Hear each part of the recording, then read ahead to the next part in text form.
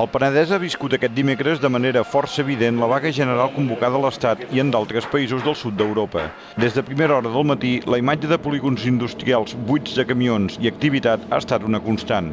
Segons el sindicat Comissions Obreres, durant la nit ja havia estat nul·la l'activitat a empreses com Freixenet, Brossa i Mercadona a la comarca de l'Alt Penedès. I a primera hora del matí, el 3 de 8 Televisió ha comprovat com una de les empreses més grans del Baix Penedès, Cristal·leria Espanyola a l'Arbós, també estava aturada. Un piquet informatiu esmorzava davant la factoria que ha rebut la visita del secretari general del sindicat de la CGT a Catalunya, Àngel Busquets.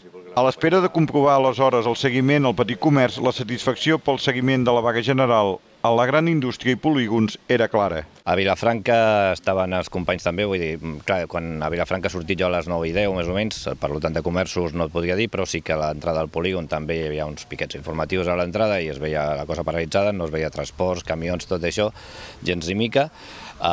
Sí que hi havia alguns bancs oberts, d'altres tancats, la gent de la PA estava fent un recorregut per tots els bancs, amb la gent de CGT i amb la gent de CUP també, i hi havia molta tranquil·litat, molt silenci. Ja dic, no sé si el comerç ara començarà, però vaja, ells estaven ara justament reunint-se per anar convencent els botiguers de que també els interessa. Pel mateix secretari general de la CGT, la vaga general d'aquest dimecres ha de començar a assentar les bases per una reactivació laboral. El que volem ara és que la gent prengui consciència de que ells també poden bellugar-se, que els ciutadans, els aturats, els que estan amb tots els retalls socials en aquest moment, si ens ajuntem, si ens agrupem, podem fer marxar enrere tota aquesta dinàmica i sobretot començar a crear dinàmica nova. I això és el que voldríem. Tenim capacitat la gent, els col·lectius, per fer dinàmica nova. Pel que fa a les manifestacions convocades, al Vendrell, per exemple, n'hi ha hagut dues només al matí. La primera anava a càrrec de la plataforma d'afectats per la hipoteca.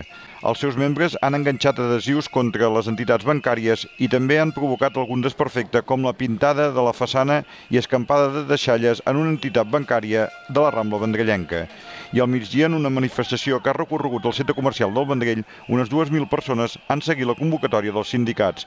També hi havia protestes concretes per les retallades en els departaments de Sanitat i Educació. La manifestació ha passat per la plaça Vella, on els concentrats han escoltat la lectura d'un manifest. Els manifestants duien força pancartes i cartells de protesta.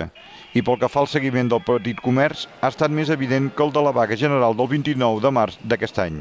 Moltes botigues han optat per baixar les persianes, ni que fos parcialment, mentre hi havia més protestes al carrer. Pel que fa a la situació a l'altra capital penedesenca, a Vilafranca les dues manifestacions convocades aquest dimecres han concentrat prop de 4.000 persones. Al matí, l'Esquerra Independentista, entitats i altres sindicats, i a la tarda, els sindicats majoritaris de Comissions Obreres i UGT han recorregut els carrers de la vila en la que s'ha batejat com la vaga laboral i social.